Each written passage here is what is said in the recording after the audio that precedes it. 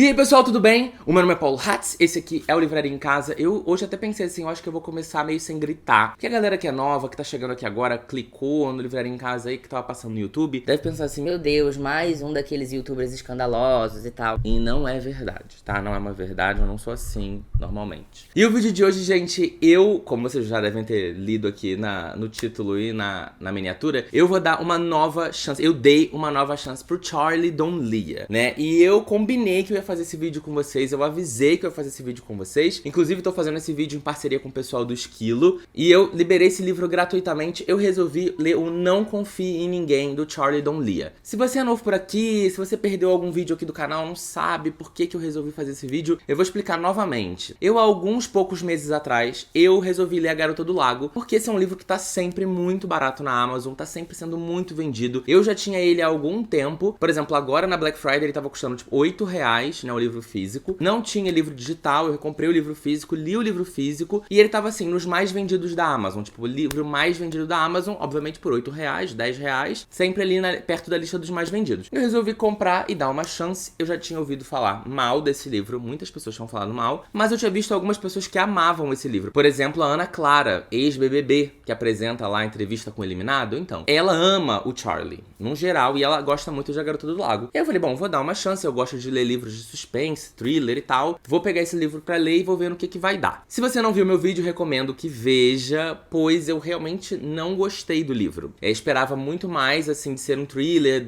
da sinopse que ele me prometeu. Eu esperava muito mais, eu acho que teve alguns problemas e eu não consegui me apaixonar nem pela escrita e nem pela história. Então, nem pelos personagens. Então, assim, basicamente foi um livro que eu não consegui me conectar. Não consegui me conectar, entendo porque que muitas pessoas gostam, falei disso. Eu acho que é um livro que, pra quem não está acostumado a ler livros de thriller, né, livros de suspense policial e tal, vai ser um livro que as pessoas podem vir a gostar, mas eu acho que pra quem tá acostumado a ler esse tipo de livro com frequência, talvez vá achar ele um pouco básico demais, simplificado demais, então não foi uma ótima leitura pra mim. Beleza, deixei pra lá, mas um monte de gente sempre ficou comentando naquele vídeo e em outros vídeos meus de que eu deveria dar outra chance pro Charlie, ler outros livros dele, que ele melhorou muito e tal. E aí, será que realmente o Charlie melhorou? Será que ele realmente, né, entregou pra mim o que eu procurava, né? Será que eu encontrei em Não Confie em Ninguém o livro que eu tava procurando? De todos os livros dele, esse era o que tinha a sinopse mais atraente pra mim. Então, eu fiquei animado. Eu não vou fazer todo aquele meu anúncio que eu faço de muito tempo, tá? Não vou mais fazer. Estou mudando estratégias, porque eu sei que muita gente pula, mas eu vou pedir pro meu editor deixar passando aqui na tela pra vocês não esquecerem de fazer tudo aquilo, tá? A única coisa que eu vou pedir é se inscrever no canal, que me ajuda muito. O resto vai ficar passando aqui na tela pra vocês irem lembrando. Se eu reparar que vocês não estão fazendo as coisas que eu tô pedindo pra vocês aqui nos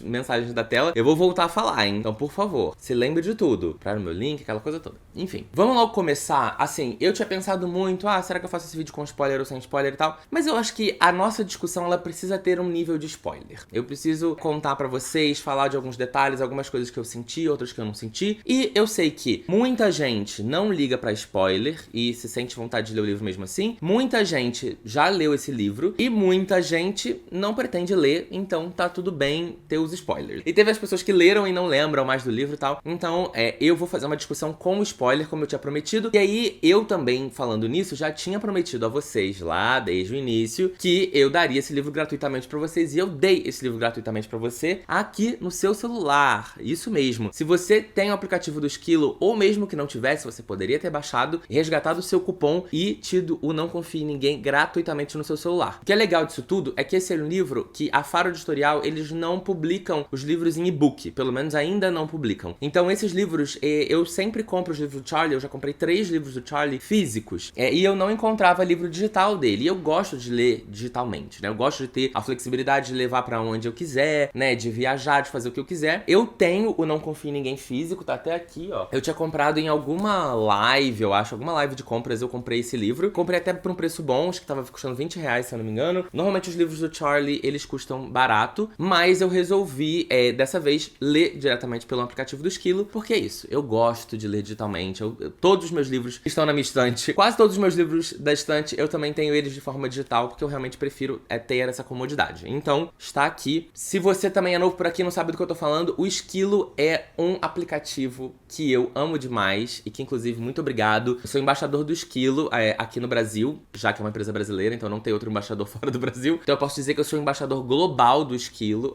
Esquilo é uma plataforma incrível que te dá acesso a uma quantidade enorme de livros no seu celular ou no seu tablet e que muito possivelmente você vai conseguir ler de forma gratuita, tá? Como é que funciona? Eu vou deixar o link aqui embaixo na descrição do vídeo, se você não tem o Esquilo ainda no seu celular ou no seu iPad. Você clica nesse link, você baixa o Esquilo pro seu celular e aí quando você for fazer o seu cadastro, ele vai pedir o seu número de telefone. Você vai colocar o seu número de celular, com DDD e tal, e ele vai te dizer qual plano você tem. Pode ser que você tenha o plano free, pode ser que você tenha o plano premium, pode ser algumas variações de plano, depende da sua operadora, depende do plano que você tem com a sua operadora, você vai ter um plano específico dentro do Esquilo. E aí você vai ter uma quantidade X de livros. Hoje daqui a pouco eu vou mostrar minha tela e vocês vão vendo. Você vai ter uma quantidade X ali de livros e tal que você vai poder ler. Mesmo no Esquilo gratuito tem um monte de livros clássicos super legais e tal que você já pode ler ali gratuitamente. Se você for premium, você vai ter uma leitura todo mês. O Esquilo vai te indicar uma leitura. Uma leitura essa que eles têm em parceria com alguma editora grande que o Esquilo trabalha. E você vai poder ou ler aquele livro ou trocar por um outro livro do acervo do Esquilo. Se você não tiver o premium e quiser ter o premium, você também pode assinar o Esquilo mensalmente. Tem uma opção de você assinar o Esquilo e ter acesso ao Esquilo Premium. E aí você vai ter acesso a uma quantidade enorme de livros pra você ler também. E além de tudo, independente se você é do plano gratuito ou se você é do plano premium, independente da sua operadora, de qualquer coisa, muitas vezes eu aqui no canal já liberei e continuo liberando e ainda vou liberar livros gratuitamente. A gente libera algum cupom. O Esquilo tem feito, sempre faz muitas ações muito legais e libera algum cupom. Então, recentemente eu fiz, por exemplo, 5 livros que eu quero ler e aí eu liberei o cupom. Você podia escolher um desses 5 para baixar no seu celular. Eu já liberei cupom do livro do Gil do Vigor. Eu já liberei do livro do Vitor Antigo, o 1 Milhão de Finais Felizes. De Textos Cruéis eu já liberei também. E eu liberei o cupom para você ler Não Confie em Ninguém gratuitamente. Então era muito simples, era só naquele vídeo você entrar lá no link, colocar os seus dados. Se você já tiver o aplicativo, você coloca os dados exatamente iguais aos do seu aplicativo, né? O seu nome, o seu e-mail, exatamente da sua conta do seu Esquilo, do seu cadastro do Esquilo. E pronto, na seção cupom dentro do Esquilo, que eu vou mostrar pra vocês, você vai conseguir resgatar e ler o seu livro gratuitamente pelo seu celular. Vou mostrar pra vocês aqui rapidamente de novo. Se você não conhece o Esquilo, você vai ter a oportunidade de conhecer agora pelo meu celular e aí você baixa pro seu e vê aí o que você acha que você vai usar. Bom, por exemplo, o meu plano é Vivo e o meu plano é Premium.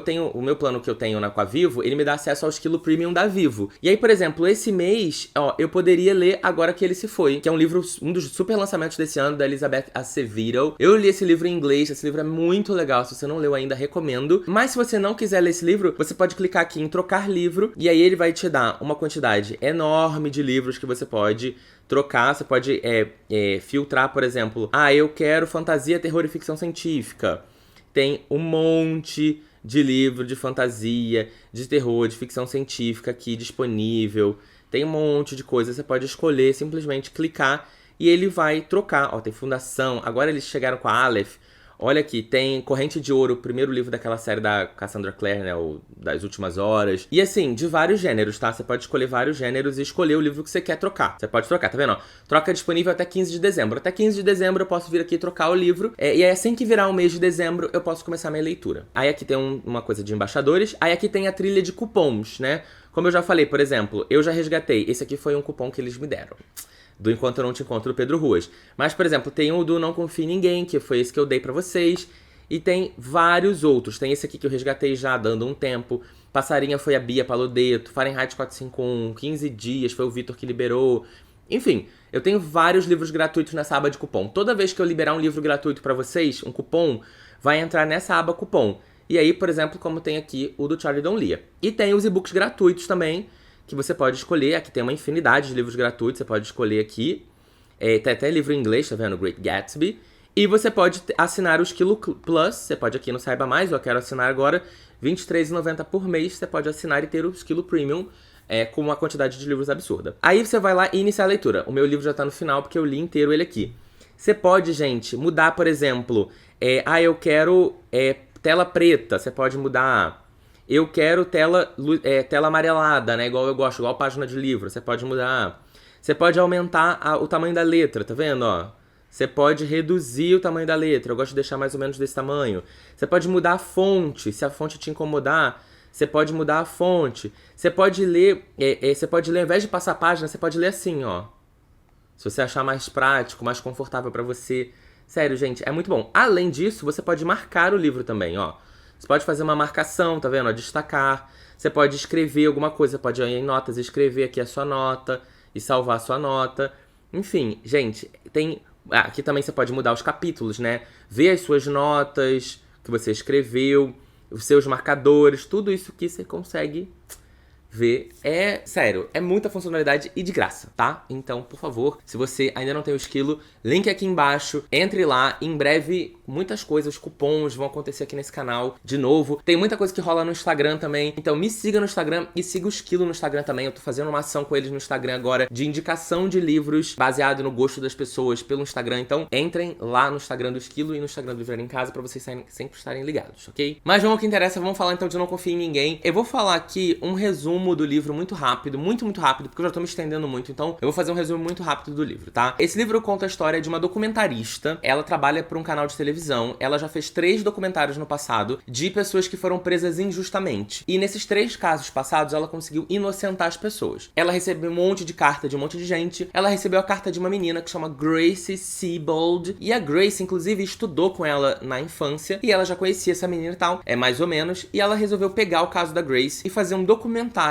e tentar inocentar a Gracie com base em tudo que a Gracie contou pra ela nas cartas, em depoimentos, etc, de por que ela tá presa injustamente. A Gracie foi presa há 10 anos atrás, em 2007, né, no livro. Há 10 anos atrás, a Gracie tava num hotel, num lugar lá em Caribe, em Santa Lucia, ou Santa Lúcia, eu acho que fala Santa Lucia, Mas ela tava nesse lugar ali, no Mar do Caribe, pra um casamento de uma amiga dela, com um menino que ela já teve um trelelê. Mas isso aí já entra no detalhe. Ela tava nesse lugar, nesse tipo hotel na praia, que tinha umas montanhas, e de repente o namorado dela foi encontrado morto no mar, caído desse penhasco. Ele caiu do penhasco e ele tinha sinais de fratura no crânio, de que alguém tivesse batido na cabeça dele e depois ele caído do penhasco. Ela começou a ser vista como uma das principais suspeitas e eles encontraram algumas coisas que levaram eles a acreditar que ela matou o cara. Por exemplo, tinha uma pegada do tênis dela na subida da montanha. Era um tênis, exatamente o mesmo tênis dela, do mesmo tamanho. Tinha uma pegada na subida. Eles encontraram no banheiro do quarto deles sangue limpo, tipo, alguém limpou, mas jogaram o luminol e apareceu que tinha sangue ali. E o sangue era do cara. A Gracie tinha um passado que a gente só foi descobrir depois no livro, então daqui a pouco eu conto pra vocês. E tinha algumas testemunhas que disseram que viram eles brigando. E, além disso tudo, como eu falei pra vocês, a Gracie, ela tinha um trelelezinho com o cara que tava casando. O cara que tava casando, que ia casar com a amiga dela, eles eram amigos dela de infância, estudaram juntos, e eles estavam casando, só que eles se separaram em algum momento ali na adolescência, início da fase adulta. Eles se separaram e o boy ficou com a Gracie rapidamente, e depois ele voltou pra ex-namorada e eles estão juntos. Só que existe uma indicação de que talvez ela seja apaixonada ainda pelo cara, o cara ainda seja apaixonado por ela. Além disso, ela brigou com o namorado, que é o Julian, né, o namorado que morreu. E aí todo mundo falou, bom, todas as indicações levam ao fato de que ela possivelmente tenha matado o cara. Ah, tinha também, disseram que ele morreu com uma porrada de um remo. Acharam o remo depois com impressões digitais dela no remo. Então assim, a arma do crime era o remo e tinha impressões digitais dela no remo. Enfim, várias questões que ligavam ela a isso. Só que foi fora dos Estados Unidos, né? Foi ali em Santa Lucia, como eu falei pra vocês. Ela foi julgada pela justiça desse lugar. Tinha que usar um advogado local. Então assim, várias coisas aconteceram. A família dizendo que ela era inocente, mas mesmo assim ela continuou presa. Aí a nossa documentarista, que é a Sydney, decide então pegar o caso da Gracie e ela vai fazer um documentário pra esse canal, que é um documentário em tempo real. Ou seja, ela tem uma semana pra filmar tudo que ela descobriu naquela semana e ir ao ar na semana seguinte. Então, você basicamente vai acompanhando o que o documentarista, o que o investigador tá investigando ao mesmo tempo. Então, ela tinha 10 episódios pra provar a inocência ou não da Gracie ao mesmo tempo. Então, ela tinha basicamente 10 semanas pra ir mostrando e filmando, editando e jogando no ar tudo que ela tava descobrindo pra ir explicando pro público como é que tava sendo a investigação dela. Essa era a ideia, era uma coisa meio frenética, meio doida. Que eu digo pra vocês o seguinte, já trabalhei em televisão por muitos anos e eu nunca vi isso acontecendo aqui no Brasil, acho que isso não existe no Brasil. Obviamente que, por exemplo, o Fantástico, né, o programa da Globo, eles têm uma semana pra montar uma pauta pro programa seguinte. Então, eles têm uma semana pra montar um programa de 2, 3 horas de duração e com matérias que são enormes, com matérias super profundas e tal. Porém, eles têm uma equipe gigantesca de gente trabalhando em um monte de coisa mesmo tempo, fazendo um monte de matéria ao mesmo tempo, pra decidir o que vai pro ar, o que vai ser descartado, o que vai ser jogado pra um outro, talvez pra um outro jornal, o que vai ficar pra uma outra semana. E além disso, não é sobre um caso específico de um crime de 10 anos atrás, entendeu? Que a pessoa precisa ficar descobrindo coisas rapidamente, pegando depoimentos e etc, provas e blá blá blá, em tão poucos dias. Eu não sei se isso acontece nem nos Estados Unidos, mas aqui no Brasil eu sei que isso não acontece desse jeito do livro. Mas, por exemplo, o livro menciona muito Making a Murderer, que é uma série da Netflix que eu adorei, inclusive assisti a primeira temporada, e também aconteceu isso. Chegou no final da primeira temporada e eu fiquei, tá, mas e aí, qual a conclusão? Aí falaram, vai ter segunda temporada. Eu falei, que é isso?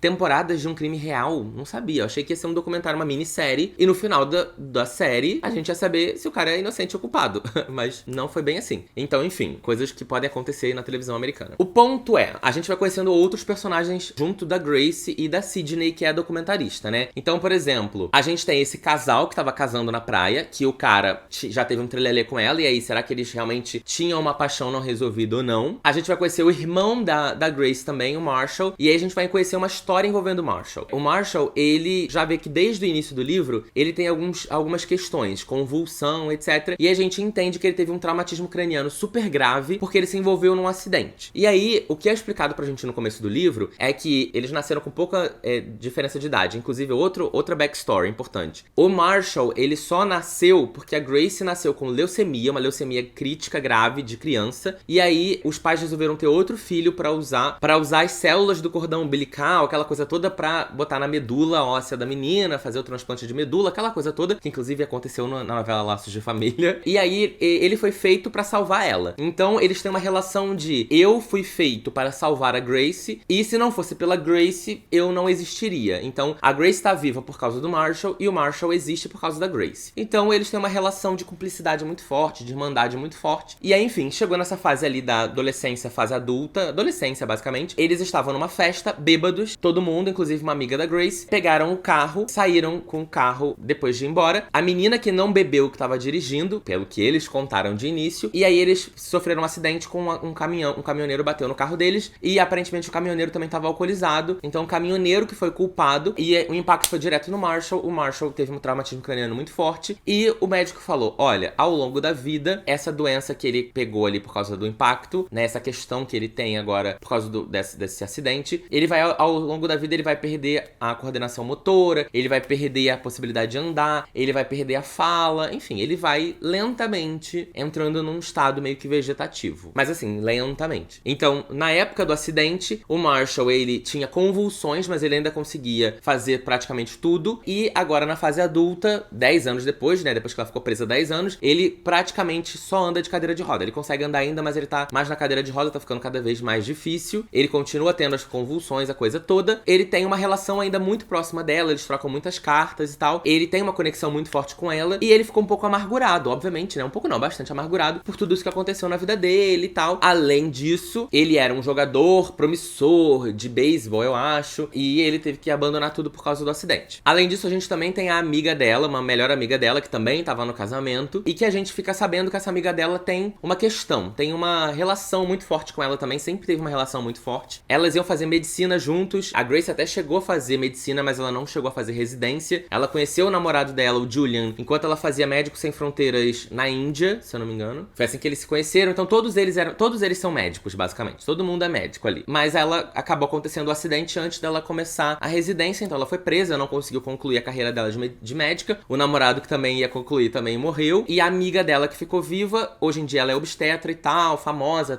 ganha dinheiro, blá blá blá. Mas ela tem essa relação que todo mundo fala que era uma relação quase de apaixonada pela Grace, né, a amiga. Também temos a família da Grace e tal, aquela coisa toda. Então a gente vai vendo umas pessoas aí estranhas na história toda. Além disso, o pai da documentarista, o pai da Sidney, ele também está preso por homicídio, e ele também está preso há 20 anos, e ele também foi preso, segundo ele, preso injustamente. E ele quer que a Sidney ajude ele a ser solto. A Sidney também tem toda uma backstory dentro da empresa, né, tipo, é uma história envolvendo os donos da emissora, outros colegas de trabalho, inveja, competição, enfim, mas nada muito relevante pra história como um todo. Aí depois de um tempo, a Sidney, ela vai descobrindo várias coisas, ela vai descobrindo, por exemplo, que o cara não morreu de uma porrada de remo, né, tipo, não tinha como ele morrer de uma porrada de remo, porque o impacto de um remo, de você remar, aquelas, ele não era, não sei qual que é o nome do negócio, mas era um negócio tipo de stand-up paddle. O impacto daquilo não faria aquele tipo de traumatismo no crânio dele. Além disso, o cara era muito mais alto do que ela, e o impacto era na parte superior da cabeça dele, então ela teria que estar muito alta pra conseguir fazer isso. O sangue que tava no quarto, na verdade, era porque ele cortou uma veia da barba e vazou muito sangue, eles sujaram muita coisa, e ela limpou o sangue depois de tudo isso. Então meio que não tinham muitos indícios de que tinha sido ela. Daí o governo do Santa Lucia resolveu dar o perdão pra ela e soltou a garota. Beleza, ela tá solta, e que legal, não sei o que. A série dela, o documentário bombando, todo mundo falando sobre isso, todo mundo acreditando na inocência dela, e a gente sem saber se ela é inocente ou se ela não é. Daí um policial que teve câncer, perdeu a perna, tá numa casa de repouso, vive tomando um monte de coisa na veia, vive grog e tal. Ele começa a acompanhar o documentário que tá passando e ele se lembra do nome da Grace. E aí ele busca lá nos materiais dele e acha uma investigação que ele fez anos antes, tipo assim, em 99, o acidente foi em 2007, o livro se passa em 2017. Em 1999, ele se envolveu numa investigação que um namorado da Grace, um namorado da época, morreu caindo de um penhasco. E aí ele falou, bom, essa menina não pode ser inocente, porque 2 namorados dela morreram caindo do penhasco? Não é possível. E assim, o julgamento da Grace, quando a Grace foi julgada em 2007, o júri sabia, tá? Que o outro ex-namorado dela tinha caído do penhasco. Só ninguém mais que sabia. A gente não sabia, o documentarista não sabia, e aí o policial procura o documentarista e fala, olha, essa menina aí, acho que ela não é inocente não, acho que você cometeu um erro. Não é possível que 2 namorados da garota caiam de um penhasco, na mesma vida. E aí ela fala, tem coisa aí. Aí ela começa a investigar mais esse caso do menino de 99 e entender a história. Descobre que o menino de 99 também tinha um impacto no crânio muito parecido com o do crânio do Julian, do garoto de 2007. Então, foi a mesma pessoa que matou os 2. E aí, o que foi? Como é que foi? E em 97, nesse dia que o garoto morreu, também todos os amigos estavam reunidos. A mesma galera do casamento, né? Em 97, tava todo mundo... 99, na verdade. Tava todo mundo junto no dia que o outro menino morreu. O primeiro namorado dela. Tem também toda uma história envolvendo um cadeado, que era um cadeado que a Grace, ela recebeu de presente de uma avó dela, se eu não me engano. E o sonho dela era colocar aquele cadeado naquela ponte em Paris, que é um cadeado que todo mundo bota o cadeado na ponte, sabe? Pra selar o relacionamento. Primeiro ela tinha feito o cadeado, escrito no cadeado o nome dela e o do primeiro namorado, depois o primeiro namorado morreu, ela apagou o nome do primeiro namorado e escreveu o nome do Julian, que foi o segundo namorado. Tudo indicava que o cadeado tinha sido a arma do crime, porque o cadeado faria o impacto na cabeça dele muito parecido. Tem uma outra coisa também, que era o xadrez. O menino, o irmão dela, o Marshall, ele gosta muito de jogar xadrez, ele sempre gostou muito de jogar xadrez, ele é viciado em xadrez. Principalmente depois que ele perdeu o esporte, o xadrez virou a válvula de escape dele. E aí, além disso, no machucado do menino, do Julian que caiu do penhasco lá, do de 2007, tinham restos de um material, de um tecido no machucado da cabeça dele. Então, além do impacto, tinha algumas fibras de tecido, de organza que eles falam, estavam na cabeça do garoto. E aí eles ficam, mas e aí, o que foi? Ela vai pesquisando tudo, ela sempre tem muitas conversas com o Marshall, o irmão dela, tem conversas com a melhor amiga dela, enfim. E aí o policial continua ajudando ela, né, o policial que disse pra ela que ele participou da investigação em 99 do menino lá, do primeiro menino, ele continua investigando as coisas. Ela vai conversar com o Marshall sozinha, a Grace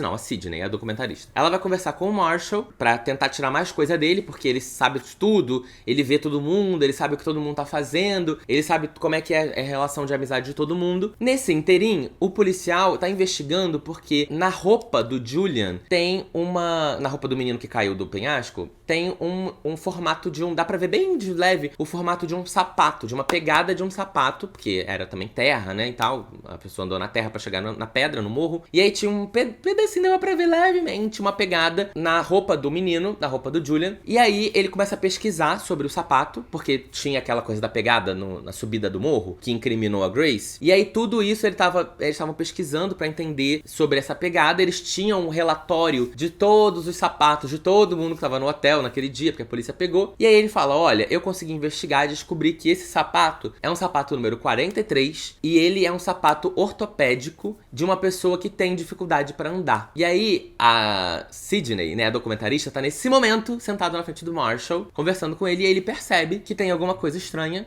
e aí ele pega o tabuleiro de xadrez dele e mata a documentarista, a Sydney, dá uma porrada na cabeça dela. E aí o que acontece? Ele faz isso, mata ela, e aí a gente vai entender que o Marshall, ele tem uma relação com a Grace de ciúme, de possessão. Então, ele, por essa conexão, ele nunca quer que a Grace deixe de estar ao lado dele. Então, ele matou o primeiro namorado dela, matou o segundo namorado dela, e obviamente teve que matar o documentarista, porque o documentarista descobriu tudo. E aí ele chama a Grace e fala pra ela, você tem que me ajudar de novo. E aí a gente descobre que a Grace ajudou o Marshall mexeu em todas as mortes. Ela soube das mortes antes e ela sempre ajudou ele, de alguma forma, a sair daquela coisa toda. Quer dizer, mais ou menos, eu não entendi muito bem isso. Eu posso estar falando errado, se ela já sabia ou não. Mas pelo que eu entendi, ela já sabia. Ou se ela não sabia, ela imaginava, ela suspeitava que tenha sido o Marshall que tinha matado os namorados dela. Enfim, ela decide que ela vai ajudar ele. Eles colocam o corpo escondido na casa da amiga dela, que é aquela amiga que dizem que é apaixonada por ela. A amiga é incriminada, a amiga vai presa, a amiga é condenada e ela vai pra cadeia, e é isso aí, pela morte do coisa. Grace e o irmão continuam livres, sem nenhuma culpa no que eles fizeram, quer dizer, sem nenhuma responsabilização pelo que eles fizeram. E o policial que tava ajudando a Grace, que disse pra ela que eram sapatos, tamanho 43, etc. O policial termina o livro, ele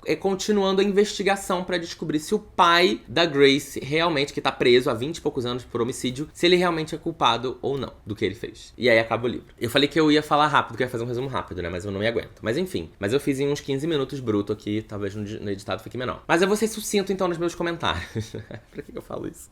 Corta. Vamos do macro ao micro, né? Como a gente sempre faz, minhas impressões de leitura e tal. Primeira coisa, a leitura desse livro me empolgou muito mais do que a leitura de A Garota do Lago. Eu fiquei muito mais envolvido com esse livro. A sinopse desse livro é muito mais interessante do que a de A Garota do Lago. Inclusive, nesse livro, eles falam de Summit Lake, que é o lugar onde se passa o livro A Garota do Lago, que na verdade o livro se chama Summit Lake, né? O nome original do A Garota do Lago é Summit Lake. E tem uma menção a Summit Lake durante esse livro. E A Garota do Lago foi o primeiro livro do Charlie Don Lee, pelo que eu sei. E aí, assim, a minha experiência de leitura foi muito melhor. Eu fiquei muito envolvido pela história. Eu gostei muito do caso. Eu gosto muito desse ambiente de televisão, né? Documentarista e tal. E audiência de televisão e blá blá blá. Eu acho isso muito divertido, porque eu trabalhei com isso muito no tempo. Então eu me relaciono muito fácil com esse tema. Gostei muito disso. E, obviamente, gostei muito da personagem, da Sydney. De como ela investiga, de como ela descobre as coisas, dos personagens que ela vai interagindo pra chegar nas conclusões e etc. Então, assim, foi uma experiência de leitura muito melhor, então eu gostei mais desse livro do que A Garota do Lago, já vamos deixar isso claro aqui desde o início. Porém, esse livro tem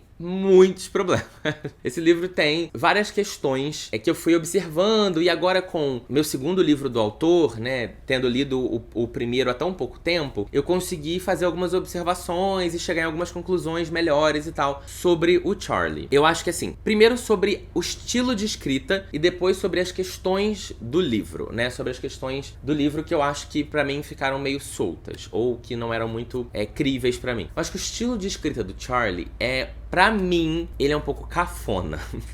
Ele é um pouco brega. Pode ser que seja da tradução, pode ser que seja assim. Mas eu acho que deve ser do Charlie. O Charlie, ele tem uma voz, né, um estilo de escrita que ele é muito similar a alguns filmes de suspense policial americanos antigos. Bem antigos, sabe? Dos anos 90, dos anos 80. Ele tem um estilo de escrita e a construção da história dele, ele é muito anos 90, sabe? Anos 80, anos 90. E esse é um livro que, tecnicamente, ele é... Deixa eu ver aqui, eu tô com o físico na mão. Ele é de 2017. Aqui na Faro foi 2018. Mas os direitos autorais, o copyright também é de 2018. Então, ou ele foi publicado em 2017 ou em 2018 lá fora. Então, ele é um livro muito recente, né? Ele é um livro muito recente. E eu acho que ele perde modernidade. Eu acho que ele poderia ser mais moderno, sabe? Eu acho que o estilo de escrita, de construção, etc., poderiam ser mais modernos do que eles são. Realmente me parece que eu tô vendo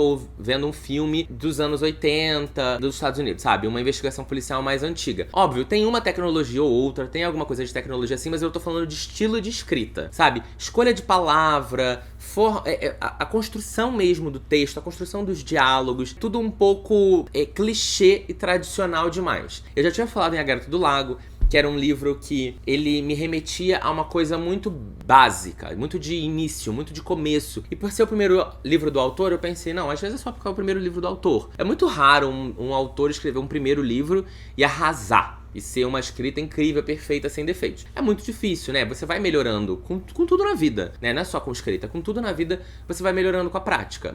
Falo por mim mesmo, é só você ver o meu canal em 2015 e assistir meu canal em 2021. Tem uma diferença crítica em vários aspectos. Então, é claro que a gente melhora. Então, eu acreditei nisso e falei, tá, tudo bem, pode ser que tenha algumas coisas aqui que ele pudesse trabalhar. Claro que um livro, principalmente publicado por uma editora tradicional, tô falando de editora gringa, tá? Tô falando do livro gringo, do original, original lá fora. Ele não é um livro que é escrito por uma pessoa e não passa na mão de ninguém. Ele passa na mão de um monte de gente, sofre várias alterações. Então, assim, mesmo que o autor seja inexperiente, o editor, o agente, o revisor e várias outras pessoas da editora vão ajudar esse cara. E, obviamente, às vezes o próprio autor, ele convida pessoas, leitores beta, etc, para terem acesso, ou compartilham com amigos mesmo, para terem acesso ao material e ajudarem ele com algumas coisas que ele pode não estar percebendo. Olha, isso aqui tá muito assim, tá muito... Você tá escolhendo aqui, fazendo umas escolhas narrativas que eu acho que são meio questionáveis, enfim. Então, quase nenhum livro, a não ser quando o livro é independente, mas livros que são publicados por editoras são livros que passam na mão de muitas pessoas. Então, também não dá pra gente tudo falar, ah, não, porque o autor era inexperiente, né? O livro não passou só na mão do autor. E, nesse caso, ele já não era mais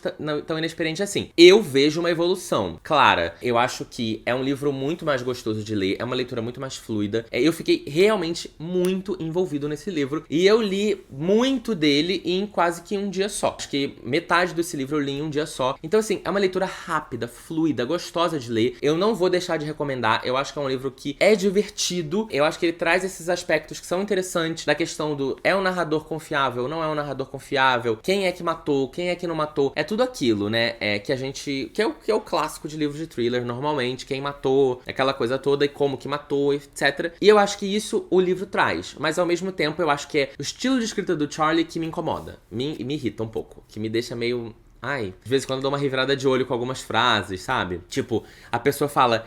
Essa belezinha aqui, tipo... Só faltou falar belezura. Aí fala, meu Deus, a gente tá numa novela das 6 da Globo. Pelo amor de Deus, vamos parar. Mas, enfim, essa é a minha reclamação, tá?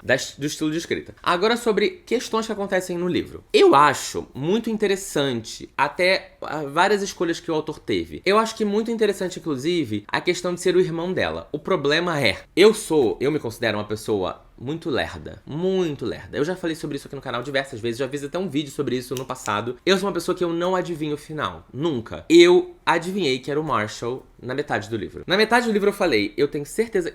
Pelo menos eu falei, eu tenho quase certeza que é o Marshall, que é o irmão dela. E eu vamos ver. Vamos ver se eu tô errado. Porque eu nunca acerto. E essa vez eu falei, vamos ver. Mas sabe por quê? Que pra mim é muito óbvio? Porque o Marshall... Existe uma construção muito grande sobre o Marshall no livro. Uma construção exagerada sobre o Marshall no livro. E quando você vê o autor construindo muito, isso é uma coisa que você vai aprendendo ao longo do seu tempo de leitor, sabe? Da vida de leitor. Você vai aprendendo a reparar algumas coisas assim, na hora da escolha, da escrita do livro. Isso é uma coisa que eu reparo muito em reality show, daqui a pouco eu explico como. Mas eu vi uma construção muito grande do Marshall no começo, na metade, em todos os momentos do livro. O Marshall, ele tava muito ali com uma construção muito forte de quem é ele, por que é ele, qual é a relação que ele tem com a Grace. E você vai vendo que ele tem uma relação com a Grace de, assim, muito contato. E aí eu pensei, por que o autor jogaria isso? Porque assim, tudo vinha indicando, o autor vinha demonstrando pra você que ou tinha sido a Grace, porque ou ela tava mentindo esse tempo todo, principalmente quando a gente descobre que o primeiro namorado dela também morreu caindo de um penhasco. E a gente pensa, bom, a Grace talvez ela seja realmente uma psicopata e ela mentiu o tempo todo e a gente vai descobrir que ela tava mentindo. Aí eu falei, eu acho que o autor tá querendo levar a gente pra essa conclusão. Então provavelmente essa conclusão não é a conclusão correta. Segunda coisa, tinha uma tentativa de mostrar que ela tinha uma relação com esse boy que ia casar no hotel lá do acontecimento, da tragédia, né? Então esse menino, que ela teve um flerte, teve uma pegação e ia casar agora com a amiga dela, também tinha uma coisa do tipo, e se ele tiver uma proteção muito grande em relação a ela? Porque assim, por exemplo, eles falam que durante os 10 anos que ela ficou na cadeia, só quem visita ela são a família, a amiga, que foi incriminada no final, que descobrimos aí que pelo menos foi dito que era apaixonado por ela. Não sei se é lésbica, se é bi ou se foi mentira. E esse cara que casou com a menina, casou com a mulher lá no dia do acidente, esse cara visita a Grace sempre no presídio. E aí você vê o autor querendo indicar que tenha sido, talvez, o cara que matou. Só que o irmão vinha sendo construído ali despretensiosamente. Mas você via uma construção. Que ele era possessivo, que ele tava ficando possessivo. Que assim, possessivo não. Possessivo é só no final. Mas que ele tinha uma relação difícil com os pais, que ele tinha uma relação com a Grace muito próxima, que ele tinha essa coisa de nós somos parte um do outro, porque ela usou a minha medula, né? Eu nasci por causa dela, ela sobreviveu por minha causa. Então você vai vendo, e eu falei assim, gente, tá muito na cara. Como eu falei do negócio do reality show, que eu percebo, eu assisto muito reality show, sempre assisti muito reality show, então eu conheço as coisas. Por exemplo, muitos reality shows, a maioria deles, não tô falando de BBB não, tá? Eu tô falando de reality show tipo Mulheres Ricas, Real Housewives, né?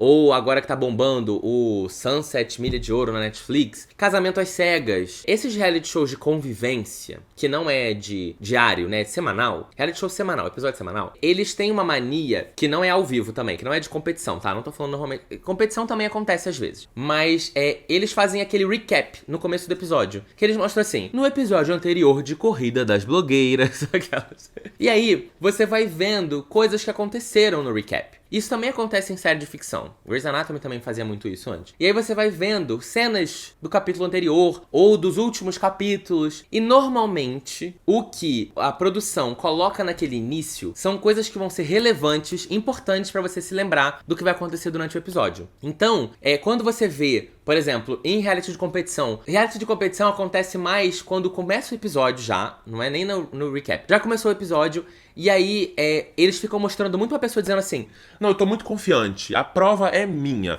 Essa prova hoje eu tô com tudo, hoje eu vim...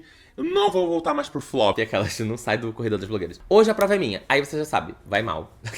Vai mal. Se o programa tá fazendo isso, é pra depois ter o taran. Foi mal. Falou que ia bem, foi mal. Então, assim, acontece muito isso em recaps. Então, eu que tenho essa vida de realities, etc, da minha vida, eu tô muito acostumado a isso. Quando a produção começa, né, o diretor, o roteirista, sei lá, normalmente não é o roteirista, porque o roteirista não escreve essa parte. Mas quando a direção escolhe mostrar certas cenas, certas coisas no começo, é porque aquilo vai ser importante no episódio. E a mesma coisa nesse livro, eu senti isso. Tipo, ele veio construindo muito esse Marshall. E aí eu falei, vai ter alguma importância pra ele no final. Aí vamos agora pra arma do crime. A arma do crime não foi o cadeado. Foi o tabuleiro de xadrez dentro de um saquinho que guarda o tabuleiro de xadrez. E aí eu fiquei assim, vamos lá. Tu tem que ser muito psicopata mesmo pra você matar uma pessoa, matar 3 pessoas diferentes com um tabuleiro de xadrez. Uma coisa é você tá na sua casa do nada e você tem um tabuleiro de xadrez com você e você vai lá e mata a pessoa. Outra coisa é você usar o tabuleiro de xadrez como uma arma premeditada. Ah, eu vou lá e usar um tabuleiro de xadrez.